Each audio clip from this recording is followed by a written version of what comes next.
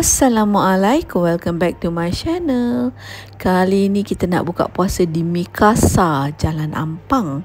Jom kita tengok apa yang ada di sana.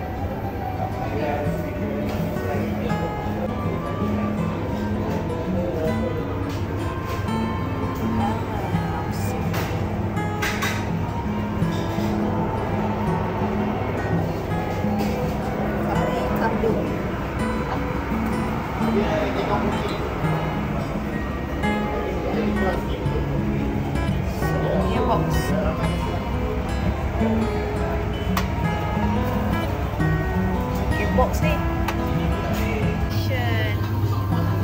bihun sup. Sekejap lagi dia berjam. Kita nak pergi dekat luar tengok apa yang ada. Swimming pool. Oh, ada swimming pool kat sini Oh, selalunya kat luar tapi dia orang kata hujan, so that's why dia orang buat kat dalam. Overall, the food is amazing. Okay guys, sampai sini saja. Jumpa lagi. Jangan lupa subscribe. Bye-bye.